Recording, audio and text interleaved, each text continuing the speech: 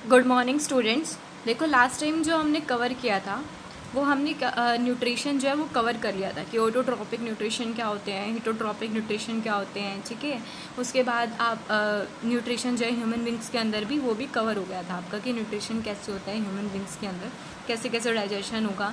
ठीक है, तो जो आज हम चैप्टर आपका जो आज हम स्टडी करने वाले हैं वो है चैप्टर नंबर 6 या लाइफ प्रोसेसेस के आगे, यानी कि नेक्स्ट टॉपिक आपका वो है रेस्पिरेशन। लेकिन उससे पहले आपके जो टेक्सचुअल क्वेश्चन है मैं आपको वो करवाऊंगी।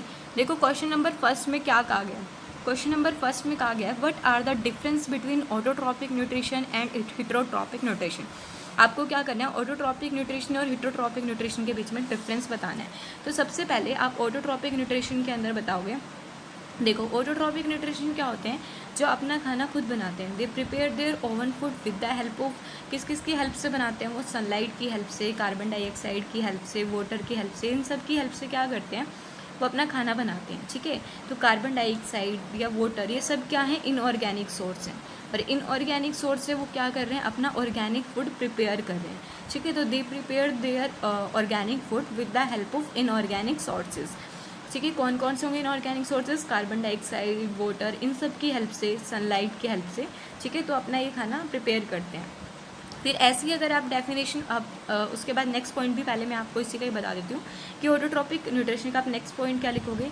अब वो अपना जो अपना खाना बना रहे हैं कौन से प्रोसेस से बनाते हैं, फोटोसिंथेसिस। उनके लिए उसको क्या चाहिए, क्लोरोफिल, ग्रीन कलर का पिगमेंट भी चाहिए जो कि लीव्स में प्रेजेंट होता है।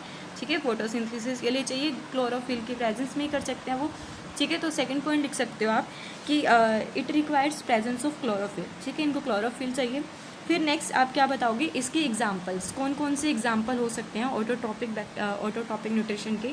एग्जाम्पल के लिए सबसे फर्स्ट तो आपको बताया ये प्लांट्स, और जो होंगे कुछ बैक्टीरियाज भी होते हैं जो क्या करते हैं इसी टाइप के न्यूट्रिशन को अडॉप्ट करते हैं। फिर नेक्स्ट आप बताओगे हिटरोट्रॉपिक न्यूट्रिशन। हिटरोट्रॉपिक न्यूट्रिशन को कैसे बताओगे आप। हिटरोट्रॉपिक न्यूट्रिशन जो होते हैं, हिटरोट्रॉपिक न्यूट्रिशन किसके अंदर देखने को मिलेगा, जब एक ऑर्गेनिज्म दूसरे पे डिपेंड करते हैं अपने फूड के लिए। ठीक है, जब एक ऑर्गेनिज्म दूसरे ऑर्गेनिज्म पर डिपेंड करते हैं अपने फूड के लिए, उसी को कहा जाता है हिटरोट्रॉपिक मोड ऑफ न्यूट्रिशन। ठीक है, और इनको कोई भी क्लोरोफिल की ज़रूरत नहीं होती, तो it does not require any chlorophyll. ठीक है, इनको क्या होगा, क्लोरोफिल की प्रेजेंस की जरूरत नहीं है, तो आप लिख सकते हो it does not require any chlorophyll. उसके बाद क्या है कि जितने भी एनिमल्स हैं या फंगी हैं, प्रोटिस्ट हैं, ये सब क्या होते हैं, वो हिटोट्रॉपिक मोड ऑफ न्यूट्रिशन होते हैं उनके अंदर, वो अडॉप्ट करते हैं हिटोट्रॉपिक मोड ऑफ न्यूट्रिशन को। अब नेक्स्ट क्वेश्चन है आपका, where do get each the raw material required for photosynthesis. Plants जो है अपने सारे रॉ मटेरियल्स जैसे कि वाटर, कार्बन डाइऑक्साइड, ये कहाँ से ऑब्टेन करते हैं। अब आपको पता है कि जो प्लांट्स हैं वाटर कहाँ से ऑब्टेन करते हैं। प्लांट्स जो हैं वो अपना यानी कि वाटर और मिनरल्स को सॉइल से ऑब्टेन करते हैं। ठीक है, मिट्टी से ऑब्टेन करते हैं। कार्बन डाइऑक्साइड को वो एयर से ऑब्टेन करते हैं। और जो भी एनर्जी उन्हें चाहिए, ठीक है, वो कहाँ से, सन से और सोलर रेडिएशन की फॉर्म में ऑब्टेन करते हैं। तो इन्होंने आपसे पूछा है कि कौन जो भी where do plant get each of raw material. Plant जो अपने रॉ मटेरियल कहाँ कहाँ से ऑब्टेन करते हैं जो उन्हें फोटोसिंथेसिस के लिए चाहिए। ठीक है, तो वाटर और कुछ मिनरल्स वो कहाँ से ऑब्टेन करते हैं, मिनरल्स जैसे कि नाइट्रोजन हमने पढ़ा था, बहुत ज़्यादा एसेंशियल मिनरल होता है। ठीक है, तो ये वाटर और कुछ मिनरल्स को क्या करेंगे, जो प्लांट्स की के नीचे जो जड़ें होंगी यानी कि जड़ों के थ्रू मिट्टी में से ऑब्टेन करते हैं। ठीक है, सॉइल में से ऑब्टेन करते हैं। फिर सेकंड जो है कार्बन डाइऑक्साइड, ये कहाँ से लेंगे, कार्बन डाइऑक्साइड ये लेते हैं एयर में से। और थर्ड जो है सन से क्या करेंगे, एनर्जी को ऑब्टेन करेंगे किसकी फॉर्म में, ठीक है, किसकी फॉर्म में करते हैं, सोलर रेडिएशन की फॉर्म में। तो आपका हो गया सेकंड क्वेश्चन भी। उसके बाद क्या है, what is the role of the acid in our stomach.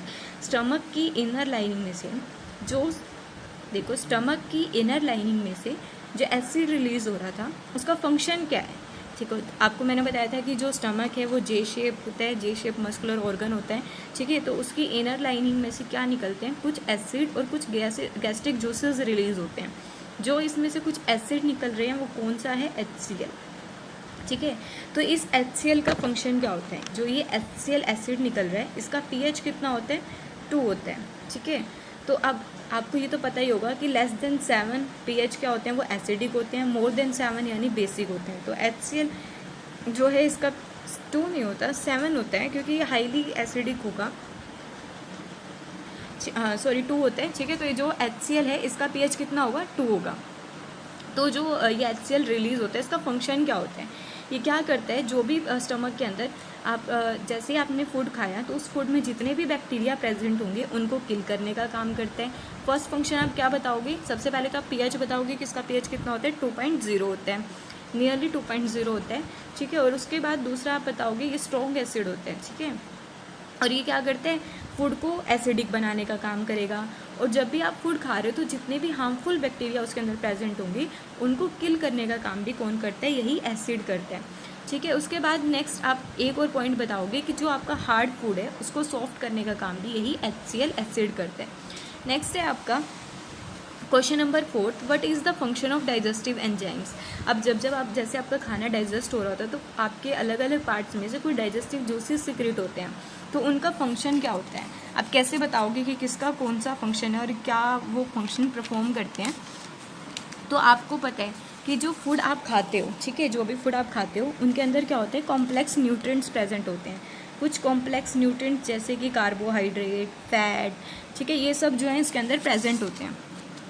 तो अगर आप जो भी आप फूड खा रहे हो उसके अंदर कुछ कॉम्प्लेक्स न्यूट्रिएंट जैसे कि कार्बोहाइड्रेट, फैट, प्रोटीन, ये सब जो है प्रेजेंट होते हैं, तो आपकी बॉडी डायरेक्टली उनको एब्जॉर्व नहीं कर सकती, ठीक है, उन कार्बोहाइड्रेट को डायरेक्टली एब्जॉर्व नहीं कर सकती।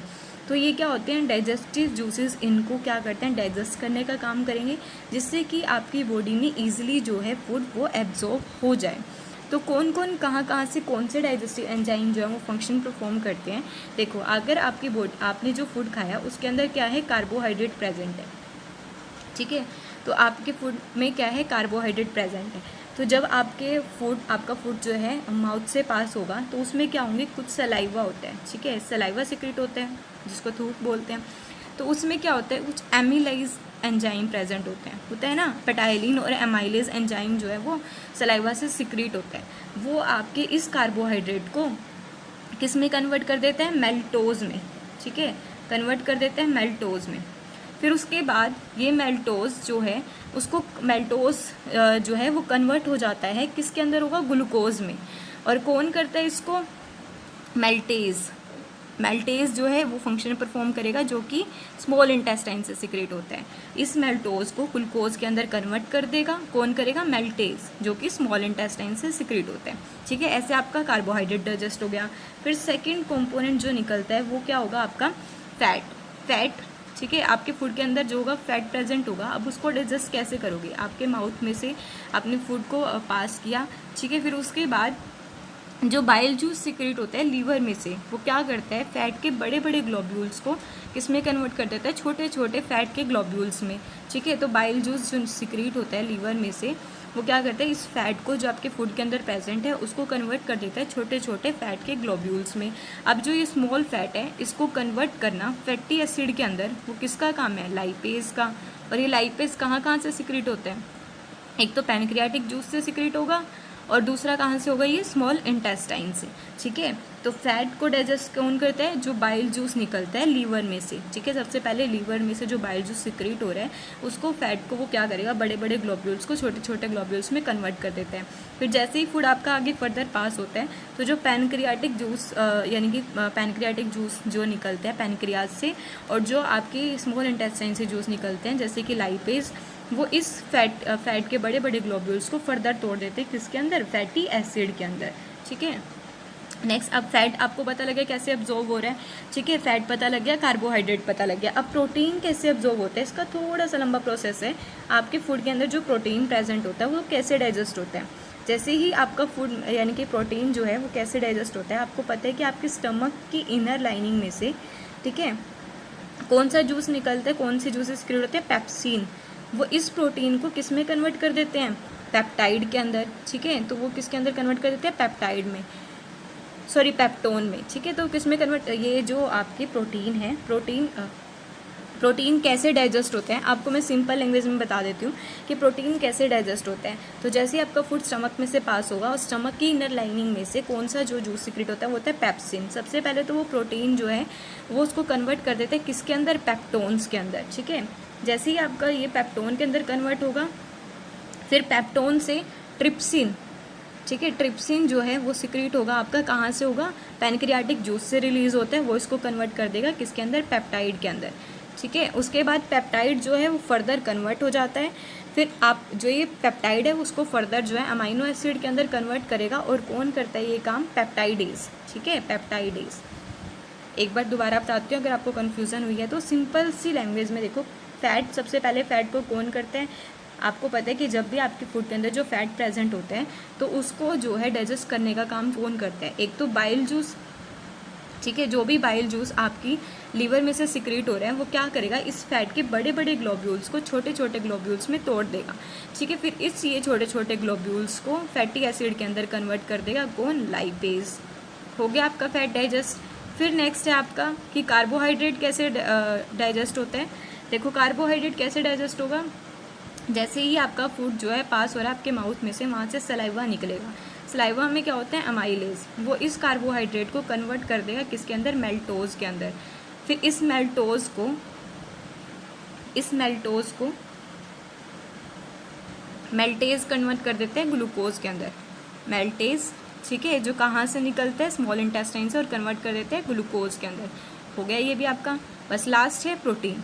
अब प्रोटीन कैसे डाइजेस्ट हो रहा है? सबसे पहले प्रोटीन जो है आपका वो कैसे डाइजेस्ट हो रहा है? एक सेकेंड, देखो प्रोटीन कैसे डाइजेस्ट होता है। आपको पता है कि आपके स्टमक की इनर लाइनिंग में से कौन सा जूस निकल रहा है? पेप्सिन निकलता है, ठीक है। तो पेप्सिन क्या करता है? इस प्रोटीन को कन्वर्ट कर देता है किसके अंदर करेगा? पेप्टोन के अंदर, टोन के अंदर, ठीक है, पेप्टोन्स के अंदर।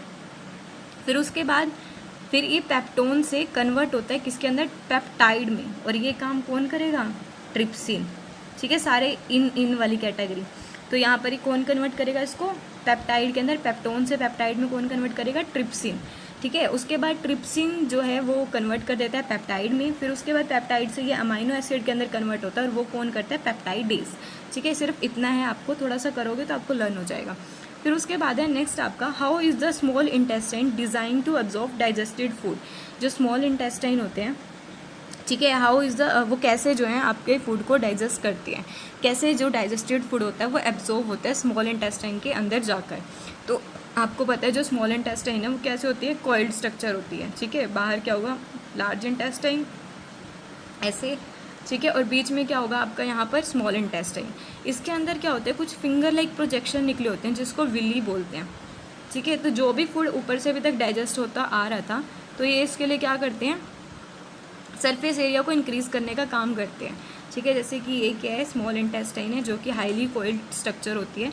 इनके सरफेस पर विली प्रेजेंट होती है, finger like projection, villi present होती है। वो फूड को एब्जॉर्व करने का काम करती है, ठीक है। जो भी अभी तक फूड फर्दर पास होता आ रहा था, डाइजेस्ट होता आ रहा था, अब उसको वो क्या कर लेती हैं? विली क्या है? उस फूड को एब्जॉर्व करने के लिए सरफेस एरिया को इंक्रीज़ कर देंगी, जिससे कि फूड क्या होगा? ईजिली जो है वो अब्जॉर्व हो जाता है किसके अंदर? ब्लड वेसल्स के अंदर। और फिर ब्लड वेसल से एक बॉडी पार्ट से सारे बॉडी पार्ट के अंदर जो होगा फूड जो है वो ट्रांसफ़र हो जाता है, ठीक है, जिसको एजिमुलेटेड बोलते हैं, एजिमुलेशन बोलते हैं जिस प्रोसेस को। तो आप कैसे बताओगे कि जो स्मॉल इंटेस्टाइन है is the main site of absorption? यहाँ पर जो होता है मेन साइट होती है जहाँ पर डाइजेस्टेड फूड जो आपका वो एब्जॉर्ब होता है। फिर इनर वॉल में से स्मॉल इंटेस्टाइन की जो है फिंगर लाइक प्रोजेक्शन निकलती है जिसको विली कहा जाता है, जो क्या करते हैं? एब्जॉर्प्शन, यानी कि अब्जॉर्प्शन के लिए क्या करते हैं? सरफेस एरिया को इंक्रीज़ कर देते हैं।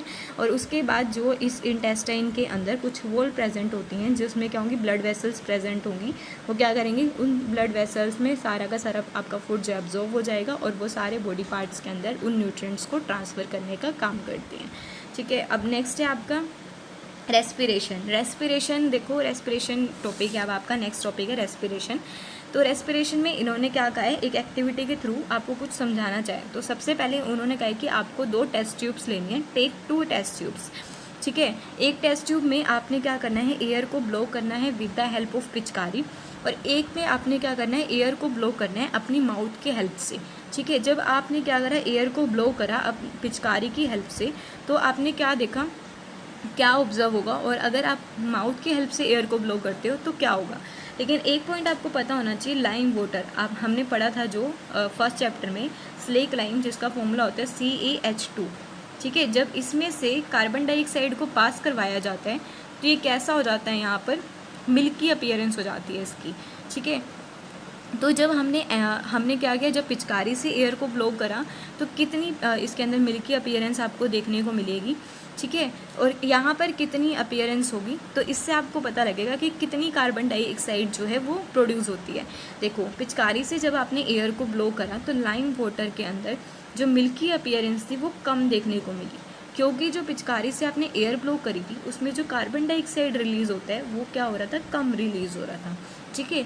लेकिन अगर जो आपने अपनी माउथ के थ्रू एयर को ब्लो करा, उस केस में क्या हुआ, यहाँ पर मिल्की अपीयरेंस ज़्यादा हुई। ठीक है, इस लाइम वाटर के अंदर ज़्यादा अपीयरेंस देखने को मिलेगी आपको, मिल्की अपीयरेंस। क्यों? क्योंकि जो आपके माउथ से निकली हुई एयर थी उसमें से क्या हो रहा था, ज़्यादा कार्बन डाइऑक्साइड जो है वो रिलीज़ हो रहा था। ठीक है, तो आपके माउथ की जो आपने यानी कि एयर ब्लो करी थी उसमें क्या था, ज़्यादा कार्बन डाइऑक्साइड रिलीज़ हो रहा था। फिर नेक्स्ट है कि आपको क्या करना है कि शुगर सॉल्यूशन लेना है या फिर आप कोई भी फ्रूट जूस ले सकते हो। उसके अंदर आपने क्या करना है, आपने कोई भी फ्रूट जूस लिया और उसके अंदर आपने ऐड कर देना है ईस्ट। और ईस्ट यहाँ पर क्या होता है, सिंगल सेलुलर ऑर्गेनिज्म होता है, और ईस्ट क्या करता है, जब भी रेस्पायर करता है तो वो कार्बन डाइऑक्साइड को रिलीज़ करता है। ठीक है, जब आपने इसके अंदर इसको ऐड कर दिया, उसके बाद आपने क्या करना है, देखो इस एक्टिविटी के थ्रू कि आपने सम फ्रूट जूस लेने हैं या फिर शुगर सॉल्यूशन लेना है, उसके अंदर आपने ईस्ट को ऐड कर देना है। Take this mixture in a test tube. आपको क्या करना है, ये मिक्सचर आपको टेस्ट ट्यूब में लेना है। शुगर ले लिया या फिर फ्रूट जूस ले लिया, प्लस में आपने ईस्ट ले लिया। ठीक है, और उसके बाद आपने इनको बंद करके रख देना है। ठीक है, फिट द कोक with a bent glass tube, dip the free end of glass tube and into a test tube containing freshly prepared lime water.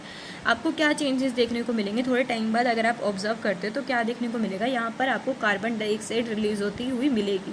ठीक है, और यहाँ पर क्या हो जाता है, अल्कोहल की प्रोडक्शन हो जाती है, वो भी अभी आपको पता लगेगा, सिर्फ अभी बताती हूँ आपको कैसे। तो ईस्ट क्या करता है, अगर आप कहीं भी ईस्ट को डाल देते हो तो ईस्ट जो है वो सिंगल सेलुलर ऑर्गेनिज्म होता है। ठीक है, और वो क्या करता है, जब भी वो रेस्पायर करता है कार्बन डाइऑक्साइड गैस को रिलीज़ करता है। तो अगर आपने शुगर के अंदर ईस्ट को डाल दिया तो वो क्या बना देता है, शुगर को कन्वर्ट कर देता है किसके अंदर, अल्कोहल के अंदर। ठीक है, अल्कोहल बना देते हैं, और इसी प्रोसेस को फर्मेंटेशन भी कहा जाता है। और इस टाइम पर क्या होती है, कुछ कार्बन डाइऑक्साइड गैस भी जो है रिलीज़ होती है, और यही जो प्रोसेस होती है उसको फर्मेंटेशन कहा जाता है। नेक्स्ट देखो अब आप कि we have discuss nutrition in organism in the last section. आपने न्यूट्रिशन जो है वो पढ़ लिया था। ठीक है, लेकिन the food material taken in during the process of nutrition is used in the cell. यहाँ पर क्या, जो भी आप फूड मटेरियल ले रहे हो न्यूट्रिशन वाले प्रोसेस में, जैसे भी फूड ले रहे थे, ठीक है, माउथ के थ्रू जितने भी न्यूट्रिशन के प्रोसेस हुए थे, डाइजेशन हुआ था, वो क्या फूड का किस लिए यूज़ होता है, वो क्या करते हैं, सेल्स, वो फूड जो आपने खाया है, ठीक है, उनसे क्या होगा, सेल्स को क्या होगा, एनर्जी प्रोवाइड होती है। किसके लिए, बहुत सारे प्रोसेसेस करने के लिए। ठीक है, रेस्पायर करने के लिए या फिर एक्सक्रीशन के लिए, बहुत सारे प्रोसेसेस करने के लिए उस फूड से आपके सेल्स को क्या मिलती है, एनर्जी मिलती है। ठीक है, कुछ ऑर्गेनिज्म जो हैं do this in different ways. वो क्या करते हैं, कुछ ऑर्गेनिज्म जो होंगे वो इनको डिफरेंट वेज में परफॉर्म करते हैं। आपको एक चीज़ पता लगी कि जो भी फूड आपने खाया, ठीक है, वो उसको कन्वर्ट किस में कर दिया जा रहा है, ग्लूकोज में, लास्ट में ग्लूकोज के अंदर कन्वर्ट कर दिया जा रहा है। और इन्होंने क्या बोला है कि जो भी फूड आप लेते हो, ठीक है, उसको यानी कि वो ग्लूकोज के अंदर कन्वर्ट हो रहा है। तो इन्होंने बोला है कि कुछ जो लिविंग ऑर्गेनिज्म होते हैं या फिर जो भी फूड आप लेते हो वो आपकी सेल्स के अंदर एनर्जी के रूप में यूज़ किया जाता है। तो यहाँ पर ग्लूकोज का ब्रेक डाउन होगा। ठीक है, ग्लूकोज जो है ब्रेक डाउन होती है और एनर्जी रिलीज़ करती है, जिससे कि आपके सेल्स को वो एनर्जी मिलेगी और आपके सेल जो है फंक्शन परफॉर्म कर सकेंगे। ठीक है, इन्होंने आपको क्या कहना चाहे, इन्होंने कहा है कि जो भी आपने न्यूट्रिशन के प्रोसेस में देखा कि आपने जो फूड खाया है, ठीक है, फूड से आपको कुछ एनर्जी मिलेगी और एनर्जी जो है वो सेल्स को दी जाएगी, जिससे सेल्स कुछ फंक्शन को परफॉर्म कर सकेंगे। लेकिन वो एनर्जी आ कहाँ से रही है, तो आपने देखा अभी के डाइजेशन के टाइम पर कैसे जो है फूड को कुछ डाइजेस्टिव जूसेस कन्वर्ट कर देते हैं ग्लूकोज के अंदर। ठीक है, तो उसी ग्लूकोज को, अब उसी ग्लूकोज का जो ब्रेक डाउन है, जब वो ग्लूकोज ब्रेक डाउन होता है तो एनर्जी को रिलीज़ करते हैं, और उसी एनर्जी को कौन यूज़ करते हैं, सेल यूज़ करते हैं और बहुत सारी वेरियस एक्टिविटी को परफॉर्म करते हैं। ठीक है, तो अब ये ग्लूकोज का ब्रेक डाउन होता कैसे है। ठीक है, तो अब देखो यहाँ पर कैसे जो है ग्लूकोज का ब्रेक डाउन होता है।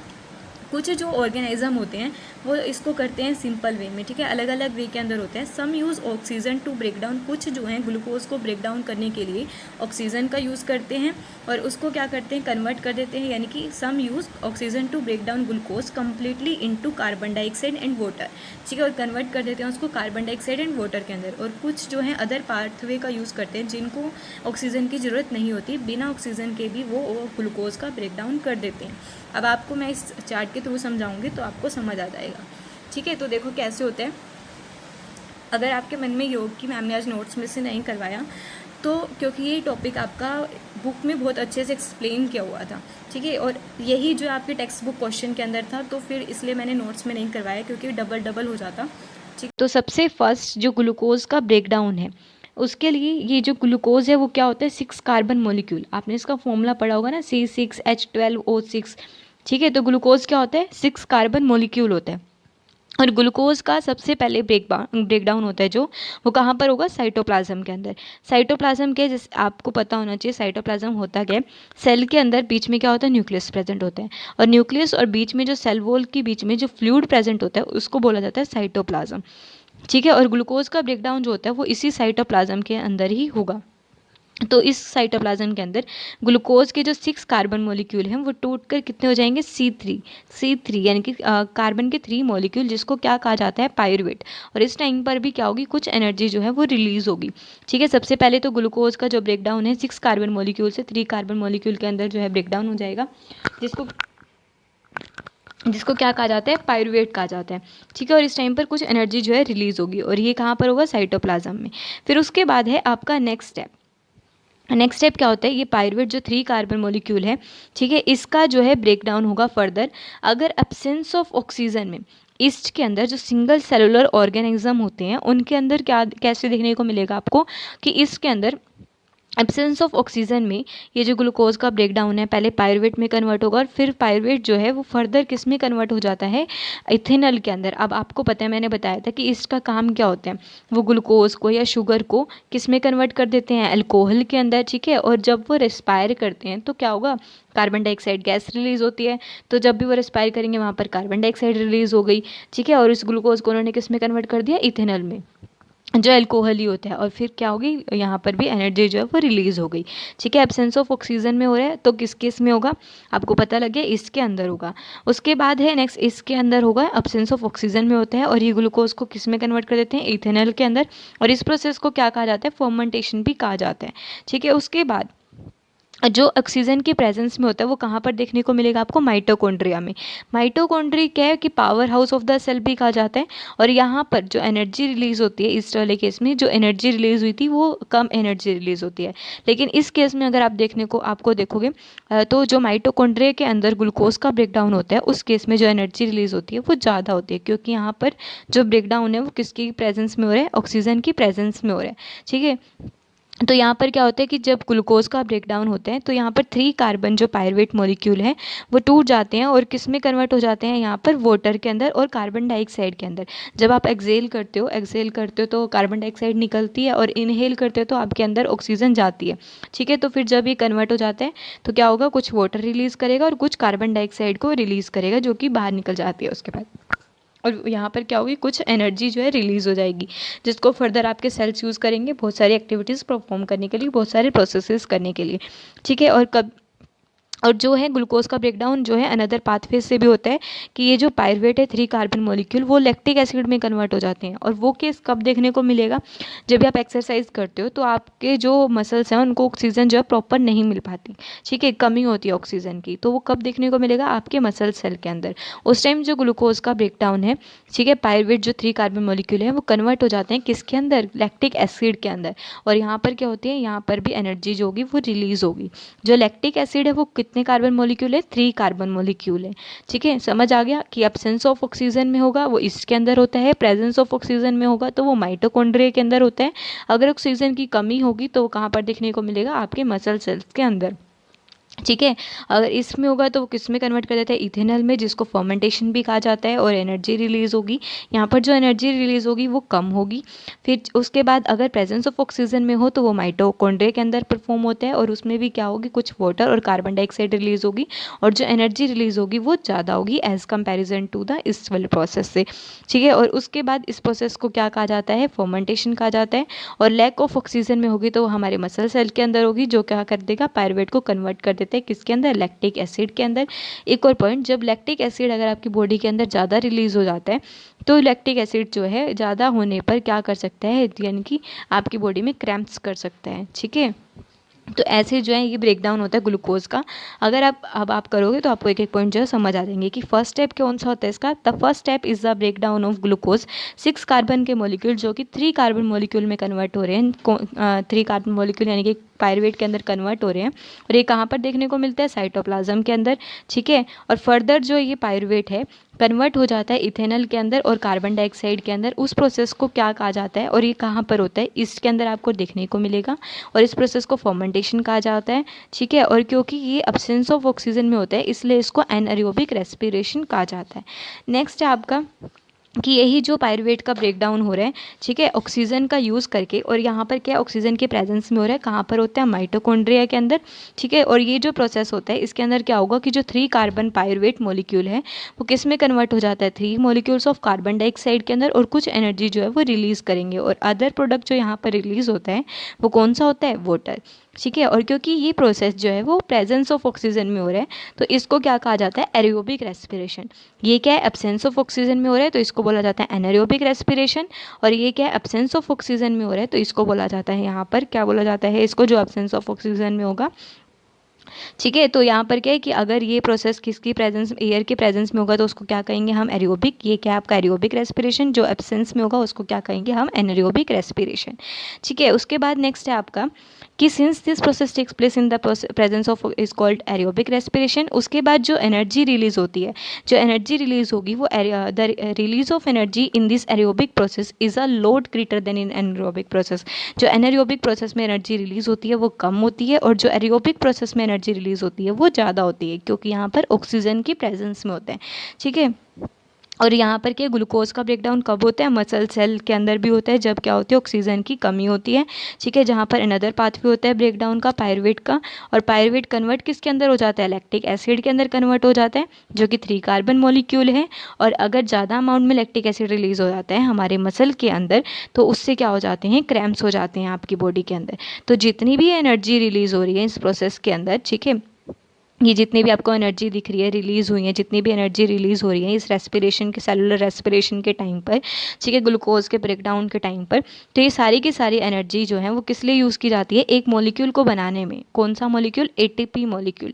फिर जो ये एटीपी मॉलिक्यूल होता है ये क्या करता है, use to fuel all other activities. ये सेल के अंदर अदर एक्टिविटीज़ परफॉर्म करता है। ठीक है। उसके बाद इन दिस प्रोसेसेस एटीपी जो है वो ब्रोक डाउन हो जाता है और लार्ज अमाउंट में एनर्जी देगा, और जिससे, क्योंकि यहाँ पर क्या है, एटीपी जो है ब्रोक डाउन हो जाता है और लार्ज